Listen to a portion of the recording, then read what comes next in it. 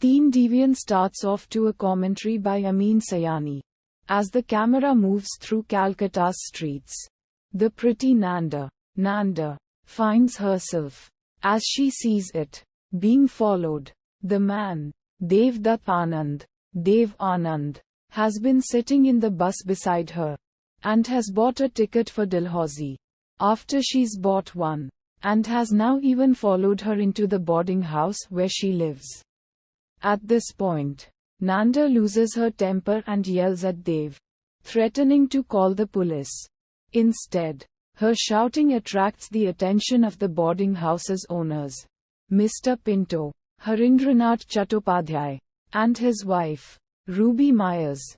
Mr. and Mrs. Pinto assure Nanda that she's misunderstood, this Dev being their new lodger.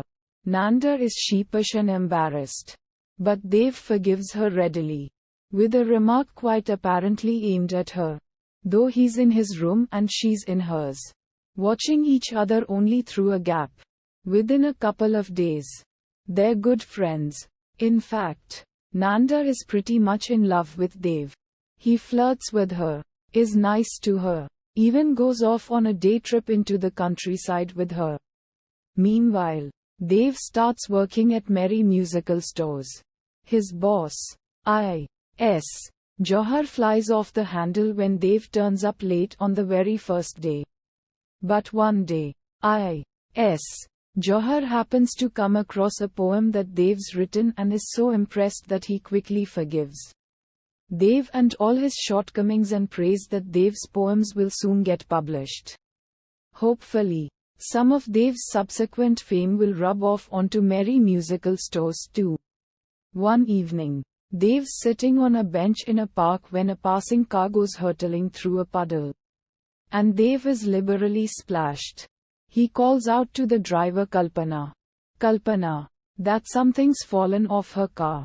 Curious, she reverses, then gets out of the car to have a look around, this giving Dev an opportunity to have his revenge for the drenching he received.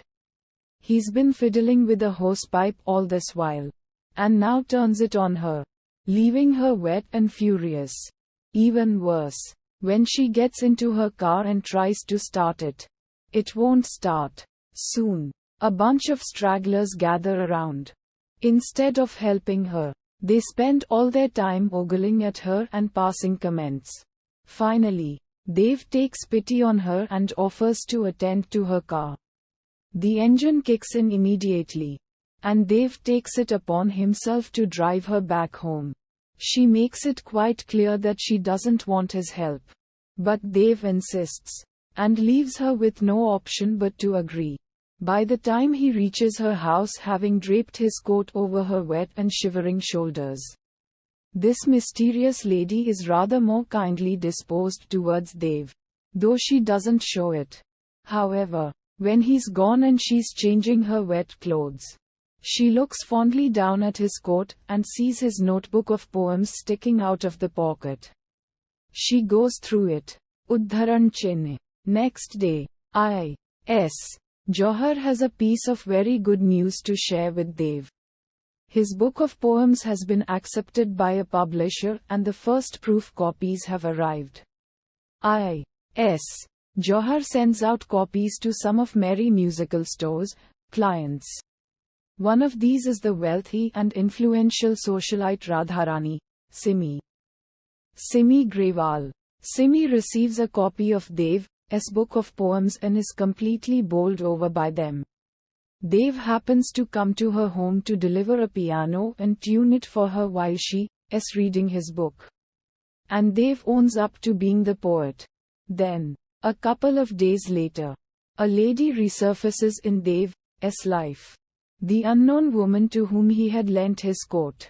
It turns out that this woman is Kalpana, and she is a famous actress. Her life is a whirl of men trying to flatter her, making promises of laying their hearts at her feet, and so on. Dev's failure to even recognize her has endeared him to her. She likes his candor, and the fact that he treats her as a friend, not as an idol. She even buys him a new coat, which she hands over to him in the car. insisting that he should wear it instead of his old coat. And that isn't the only time they meet. One day, Kalpana wheedles Dev into accompanying her for a shoot in the countryside. They have a minor mishap along the way. The car goes into a ditch. And Dev and Kalpana spend an interesting day getting to know the locals. A few days later, Simi sends an invitation to a party at her home. Dev is reluctant to go. But Johar persuades him. Simi is vastly influential. She knows everybody worth knowing. She can give his writing career the boost it needs. Dev must go. And so he does. He is an instant success. And he manages to convince both Simi and Kalpana that he is singing only for them. At a party, Dev gets drunk so much that Simi has to drop him to his boarding house. Nanda notices Dev and helps him upstairs to his apartment. Next morning, Nanda gets angry with Dev over his drunkenness the earlier night. Dev apologizes and takes Nanda to the countryside, where Nanda proposes to Dev. Dev asks her to wait till the right time comes. One evening, genteel Simi, who is eager to spend money on Dev to further enhance his career, convinces Dev to participate in a mushaira at Srinagar, which is to be aired on All India Radio. After a few days, they reach Srinagar to participate in the mushaira, where Dev performs perfectly. Later at night, when both of them are sitting in Shikara at Dal Lake, Simi asks Dev to come to Gulmarg. There, she proposes to Dev, but Dev asks her to give him 4 to 7 days to answer. On returning from Gulmarg, at the hotel in Srinagar, Dev finds Kalpana with sadness in her eyes, which he correctly guesses to be loneliness. Kalpana admits it to him, that she has seen the superficiality of the life that surrounds her, and she longs for someone to truly understand her as a person, not just a beautiful face. Even here, Dev asks her to give 4 to 7 days to answer. Returning from Srinagar, Dev is in a lot of confusion about the 3 ladies. Teen Devian, and knowing well that he cannot marry 3 women in this country. He goes to a hypnotist who helps him imagine his future married life with first Kalpana and then Simi, which are both disastrous. This is the only portion of the black and white film which is in color. Then he imagines Nanda going out of his life, giving him freedom to do as he wants, making him realize that he doesn't want to lose her. And he goes after her, shouting Nanda, Nanda.